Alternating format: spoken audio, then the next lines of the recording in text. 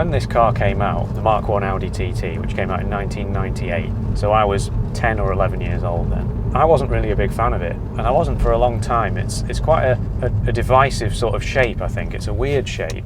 But as time's gone on, the more I look at this car, the more I like it. It is very purposeful looking, and it's like nothing else on the road. When it came out back then, people would be turning their heads at it, whether they liked it, whether they didn't like it. It was just a car that would have you looking. So the Audi TT, it's a two-seat sports car really. I mean, there are these tiny seats in the back, but you wouldn't really want to put anyone in there. They are generally four-wheel drive, Quattro, but not all of them. You can get front-wheel drive as well. It was designed to go up against cars like the Porsche Boxster, but at the same time it's kind of somewhere between a sports car and a hot hatchback, because it is actually quite practical. It's got the hatchback tailgate, which you can fit quite a bit of luggage in, let's say compared to a Mazda MX-5 or Porsche Boxster. But it also is quite an enjoyable car to drive, and it feels purposeful and sporty and low down, and you have this very narrow windscreen in front of you. Well, it feels like you're looking through sort of like a pillbox. When you first get in this car, it feels sort of quite enclosed, and it's quite different to any other car. Like, I mean, if I sit up straight, I can see half the top of the roof in front of my eyes. It's got very heavy steering, especially at lower speed, so that adds to the sort of general old school sporty feel of the car. It's got a fairly firm ride, but it's actually not too bad, and it all adds to that sort of feeling of that you're driving something kind of special, and certainly a sporty car. It can be a bit like difficult to see all the way around the car. Like, this rear view mirror is minuscule for some reason. The wing mirrors are okay, but obviously you've got a bit of a blind spot at the back. You've got the liberal use of aluminium features everywhere, like these climate vents here, which are kind of cool. The dials in front of you with their little replica circles of aluminium in each dial. It's got a couple of interesting features, like a thing that covers up the stereo, but also these arms down here that look like they are kind of like Jesus handles, but you can't really actually grab onto them. The buttons, like for the heated seats and the climate controls, they're big and chunky. The heated seats have got like 6 different settings on them, which is probably a bit overkill, but it feels like it's a purposeful car because you're not distracted by anything. Like, what have I got here? I've got 5 buttons, 2 little dials, and that's all I can see. The minimalist theme continues on the steering wheel, where it's just a steering wheel. It's a circle, there's no flat bottom, and there's no buttons on it. It's for you, the man in the machine, the woman in the machine. You use this device here to aim the car in the direction that you want. And of course, actually the steering is pretty nice. Like, it feels fairly direct, and it's pretty good to use. It's got this like aluminium gear shift knob, and when you get inside this car on a cold day and put your hand on it, it's absolutely freezing, but it feels quite nice once it's warmed up.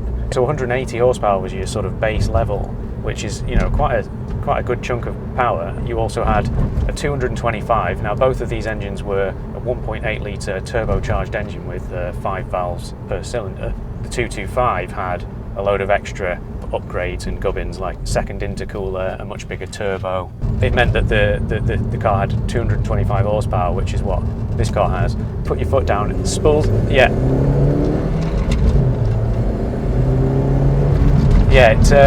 it really does take a bit of time for the turbo to come on. Like, once you get above 3,000 RPM, it really does kick in, and it does feel like a very quick car.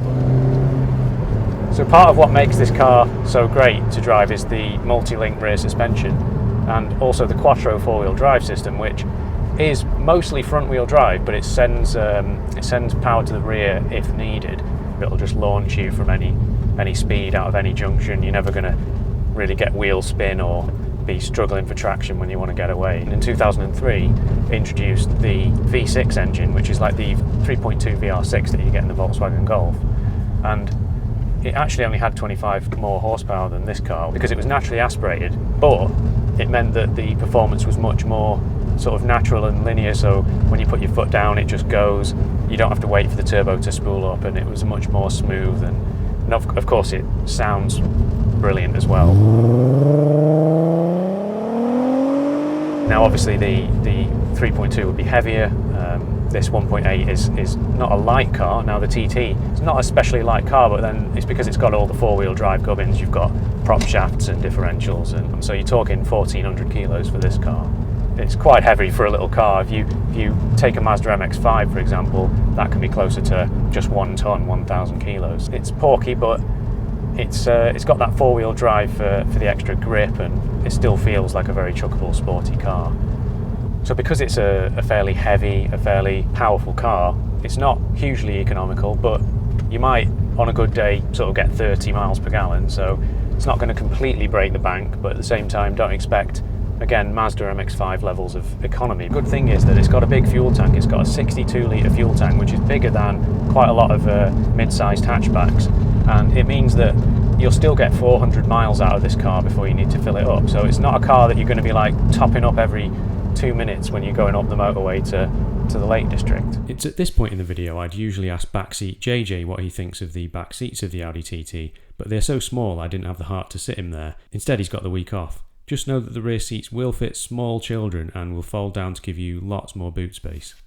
If you're enjoying this video thus far, or you've learned something, do please hit that like button. Something you do have to be careful with especially with older cars like this, and this is fairly highly strung car, you know, it's not like a simple car. There are lots of things to watch out for, and I can't really go through all of them in this video, but the cam belt and water pump need to be done at the same time at 60,000 miles, and that's something that you should check the service history for. The instrument cluster, and it's the same on this car. Ever since this car came out, right from day one, there were issues with the screen in the instrument cluster where a load of pixels would go missing, and this car's no different. But the thing is, nowadays you can just get that repaired. There are specialists out there that you can send that cluster off to. So just look for a good, well looked after car with good service history, and don't be too scared of high miles, because these engines can do 200,000 miles as long as they've been serviced properly and on time and so on. The other thing to watch out for is rust. Now, you might be thinking, oh, but aren't these Audi TTs made of aluminium? Aluminium can't rust. Well, they're not really made out of aluminium. The Mk1, at least, is mostly steel. I think the bonnet is aluminium, but all of the sort of normal areas where you might see rust on a car, these Audi TTs will go there, especially now that their cars are getting on a bit. So do look out for that on the arches and the sills and so on. I just want to say a big thanks to Lucia for lending me the car. It's a really nice example of an Audi TT to show you guys. It's been looked after. Although it's got 128,000 on the clock, it feels like a car that's been well cherished and loved over the years. And it's easy to sort of bandy around the modern classic phrase these days, but I can't see how this Audi TT won't become a bit of a classic car over time. I mean, it's such a radical and different car, and you still don't see anything like it today. And I think it will become a car that will be quite desirable in the future. And yeah, it's just a hoot to drive, and they're cheap to buy. Just got to keep on top of that maintenance. If you are in the market for an affordable sports car that you want to use every day, then you should also check out the Mazda MX-5 video up there. Thank you very much for watching this video, and I'll see you in the next one.